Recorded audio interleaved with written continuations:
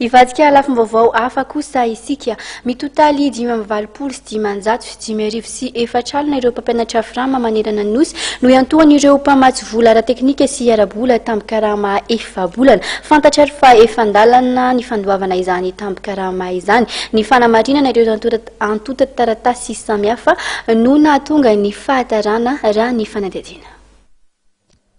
Andalana ny fandoavana ny tambikarama ny mpampianatra frama mitotaly 520 sy 500 sy 500 sy 4 alina manerana ireo sekoly ambaratonga fototra na ny EPP manerana Madagasikara. Ny vondrona Europeana, ny bangy iraisam-pirenena ary ireo mpiara-miombonantoka ara-teknika sy ara-bola amin'ny fanjakana malagasy dia manampy amin'ny fandoavana ny tambikarama efa-bolana, izany hoe ny volana septambra ka hatramin'ny volana desambra 2024 teo. Toy izao manarak'izao ny fitsinjarana ny fandaran'asa Pozensa izay vatsian'ny banky iraisam-pirenena vola dia mandony tambikarama ny mpampianatra frama misy 740 real avy amin'ny faritra 5 Moromania, Otmatsiatra, Vatovafitovinany ary Atsimo-Atsinanana. Hatreto mpampianatra misa 740 nefa voalony tambikarama ny volana septambra sy oktobra 2024. Andalana kosa ny fandoavana ny rovolana faharoa eny anivon'ireo Cisco sy ny Dren.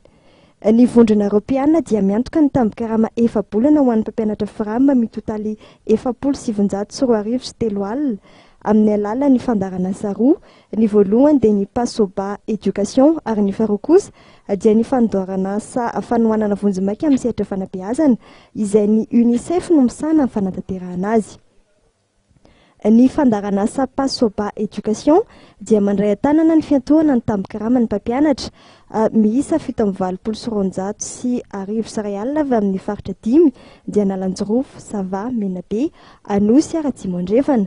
Ny volana voalohany izany hoe ny septambra sy ny oktobra ny efa natomboka ny desambra teo ny fizarana azy. Ny volana faharoa kosa dia atao amin'ny volana febroary ho avy izao.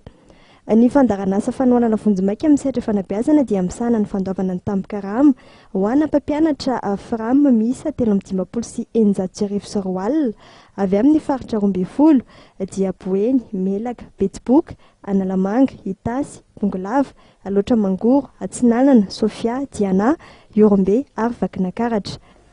Amin'ity volana janoary ity kosa ny fantatra fa andoavana miaraka ireo efa-bolana ho an'ireo faritra voalaza ireo.